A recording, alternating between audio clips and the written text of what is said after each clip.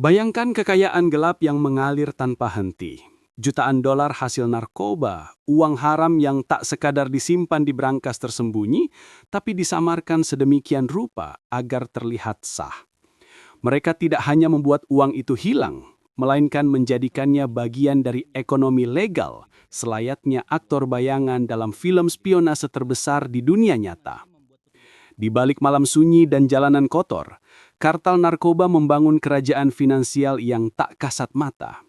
Mereka menggunakan metode canggih, jaringan global, dan teknologi mutakhir. Dan yang paling menakutkan, skema mereka jauh lebih rumit daripada apapun yang pernah Anda tonton di layar lebar. Sebelum kita lanjut, silakan subscribe bagi yang belum subscribe. Karena subscribe itu penting bagi perkembangan channel ini. Silakan bagikan video ini dan sampaikan pendapat Anda di kolom komentar di bawah ini.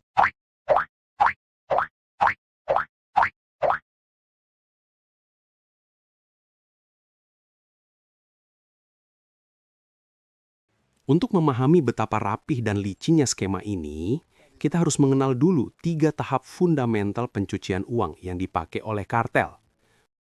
Placement, menempatkan uang kotor ke dalam sistem keuangan. Layering, membingungkan jejak lewat transaksi berlapis, struktur kompleks atau perantara yang tampak legal. Integration, mengintegrasikan kembali uang itu ke dalam ekonomi nyata sehingga tampak sebagai kekayaan sah. Menurut data dari UNODC, 3 tahap ini adalah pilar dasar dari money laundering modern, dan kartel narkoba menguasai semuanya dengan brutal dan licik. Langkah pertama, bulk cash. Uang tunai literal, ditumpuk, dikemas, dan diselundupkan. Kita berbicara tentang kontainer penuh uang, koper tersigel, truk yang lewat checkpoint. Kartel menggunakan kurir manusia yang membawa uang secara fisik melewati perbatasan. Mereka juga mengeksploitasi lubang-lubang sistem keuangan untuk menempatkan uang tunai ke dalam bank lokal, perusahaan kecil, dan bisnis bayangan. Ada kasus nyata yang diungkap oleh Departemen Kehakiman Amerika Serikat atau DOJ dan FinCEN, di mana kartel Sinaloa diduga menjalin aliansi langsung dengan pencuci uang profesional yang mengatur jaringan penyelundupan uang tunai ke dalam AS. Visualnya seperti adegan film. Peti uang disembunyikan di kontainer, truk berkelok di malam hari, kurir manusia menahan napas di dalam bandara. Ini bukan fiksi. Ini bisnis kriminal yang sistematis. Tapi kartel tak hanya mengandalkan cash fisik, mereka juga menggunakan teknik yang jauh lebih canggih, Trade-Based Money Laundering, atau TBML.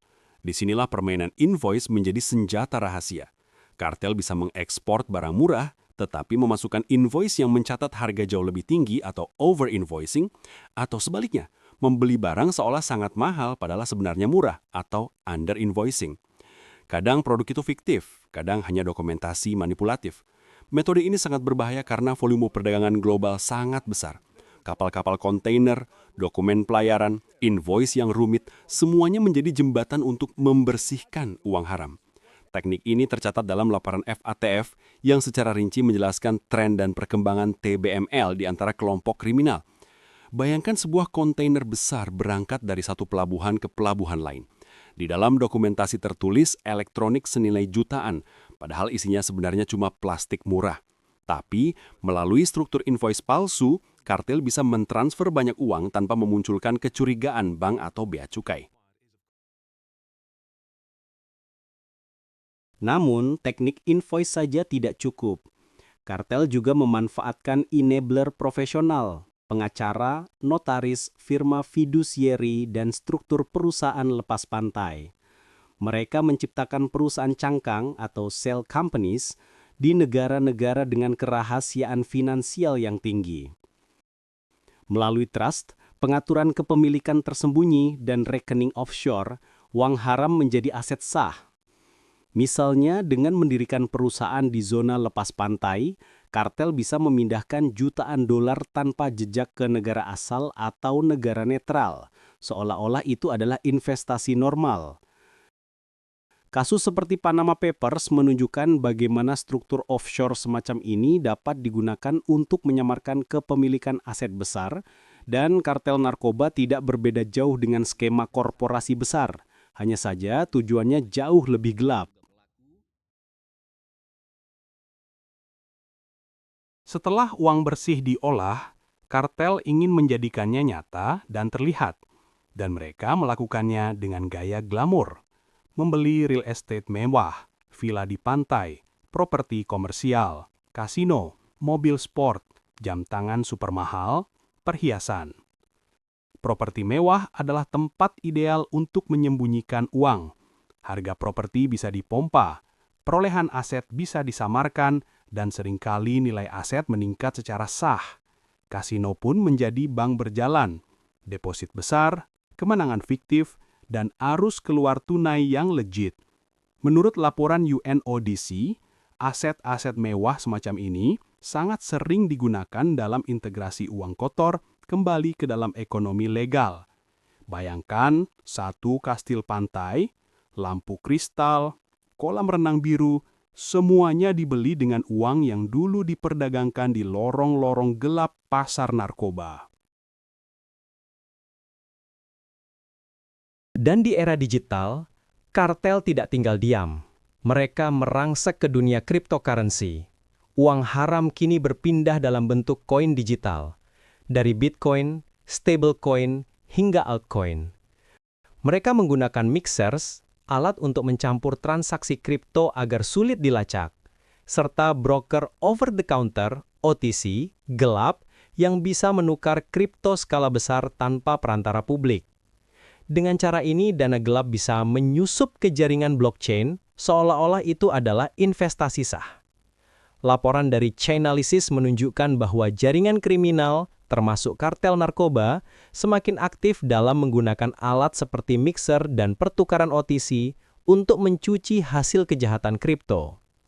Visualnya dramatis, layar komputer gelap, grafik blockchain berkedip, transaksi anonim yang melintasi benua dalam hitungan menit. Ini bukan hanya fiksi cyber, ini adalah kenyataan kejahatan modern. Tapi mungkin metode paling licik dan tersembunyi adalah underground banking, sistem informal yang mirip dengan Hawala, jaringan transfer nilai global tanpa melibatkan bank formal sama sekali. Alih-alih mengirim uang tunai fisik, kartel memanfaatkan agen lokal di negara-negara target yang memiliki koresponden di negara asal. Mereka menyelesaikan utang sasih di dalam jaringan mereka sendiri, tanpa jejak di sistem perbankan resmi. Vincent telah mengeluarkan advisory yang memperingatkan tentang jaringan semacam ini yang digunakan untuk memindahkan dana narkoba. Bayangkan mesin keuangan rahasia yang beroperasi di bayang-bayang tanpa transfer SWIFT, tanpa laporan resmi, hanya kode lokal dan pertemuan tatap muka. Itu adalah alat pencucian uang yang sangat efisien dan sulit diputus. Sekarang, mari lihat satu contoh nyata yang mengerikan. Kartel Sinaloa, salah satu organisasi narkoba terbesar di dunia, diduga menjalin aliansi sistematis dengan jaringan profesional pencuci uang. Dalam dakwaan yang diterbitkan oleh DOJ, diceritakan bahwa anggota kartel bekerja erat dengan money launderers internasional, menggunakan kombinasi bulk cash, struktur perusahaan bayangan, dan jaringan underground banking untuk mengalirkan dana haram kembali ke dalam sistem keuangan global. Kasus ini menyoroti bagaimana kartel narkoba bukan hanya penjahat jalanan, tetapi entitas keuangan global yang sangat terorganisir. Mereka bergerak seperti bank bayangan dengan jaringan seluruh dunia, struktur yang rumit, dan trik pencician yang bahkan membuat lembaga penegak hukum bergidik. Tapi, meskipun kartel sangat licik, penegak hukum tidak tinggal diam. Mereka membalas dengan teknologi forensik keuangan, kerjasama internasional, dan analisis blockchain. Dengan forensik transaksi keuangan, lembaga seperti FinCEN dan Financial Intelligence Units atau FIU menelusuri pola transaksi mencurigakan, struktur perusahaan, dan aliran dana antar negara. Dengan analisis blockchain, penyidik dapat mengikuti jejak kripto ke dompet tersembunyi, meskipun relatif anonim. Dengan kerjasama lintas negara, lembaga seperti Interpol, Europol, dan agensi nasional berbagi intelijen, menutup celah, dan menyita aset. Menurut laporan FinCEN, advisory global dan operasi bersama sudah menghasilkan beberapa penyitaan besar dan pemutusan jaringan pencucian dana narkoba. Visualnya, tim penyidik di kantor gelap, layar komputer menampilkan grafik aliran uang, peta dunia dengan garis merah yang menghubungkan negara-negara, dokumen pengadilan yang menegakkan keadilan. Namun, di balik angka dan strategi, ada dampak manusiawi yang sangat besar. Uang narkoba yang menyusup ke sistem legal merusak institusi, merusak kepercayaan publik, memperkuat korupsi, menggerogoti stabilitas ekonomi. Ketika kartel menggunakan real estate mewah, mereka mengerek harga properti lokal, mendorong gentrifikasi, dan mengusir penduduk biasa. Ketika mereka mendirikan perusahaan lepas pantai, mereka menghindar dari pajak, merampok potensi pendapatan negara. Ketika mereka menggunakan banking bayangan, sistem keuangan menjadi rentan, dan upaya anti pencucian uang menjadi semakin sulit. Menurut analisis dari UNODC, dampak pencucian uang narkoba sangat luas, bukan hanya kriminal, tetapi juga meluas ke sektor keuangan dan sosial. Bayangkan, warga biasa yang hidup di kota mereka diguncang oleh gelombang uang kotor, namun mereka sendiri tidak pernah melihat dari mana kekayaan itu berasal dan seringkali tidak punya kekuatan untuk melawan. Inilah ironi paling gelap. Kartel mungkin berpesta di atas kekayaan yang dilunasi, tetapi mereka beralih menjadi bankir puluhan miliar.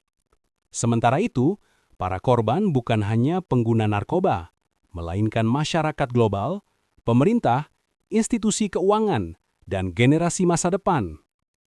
Metode pencucian uang yang dipakai kartel menjadikan mereka pemain ekonomi global, bukan hanya penjahat tradisional. Mereka adalah entitas bayangan yang menggerakkan uang kotor dengan kecerdasan finansial, struktur global, dan alat teknologi tinggi. Di sisi lain, penegak hukum terlibat dalam perburuan tak henti. Ini bukan hanya perburuan narapidana, ini perang finansial global. Pada akhirnya, kekuatan kartel narkoba bukan hanya di dalam pasar narkoba, tetapi di dalam sistem keuangan dunia. Mereka menyembunyikan jutaan, bahkan miliaran dolar dalam skema yang tampak legal, menggunakan teknologi dan struktur korporasi yang kompleks. Skema mereka lebih rumit daripada film. Dan kenyataannya, kita hidup di dunia di mana skenario itu bukan fiksi. Kepada Anda sebagai penonton, buka mata Anda, dengarkan dengan seksama. Skema ini bukanlah cerita jauh di negara lain. Ini ancaman nyata terhadap integritas ekonomi, stabilitas sosial, dan masa depan kita bersama. Jika Anda terkesan dengan cerita ini dan menyukai video ini, jangan lupa tinggalkan komentar, tekan tombol like, dan bagikan ke teman-teman Anda. Dukungan Anda sangat berarti bagi kami. Sampai jumpa di video berikutnya.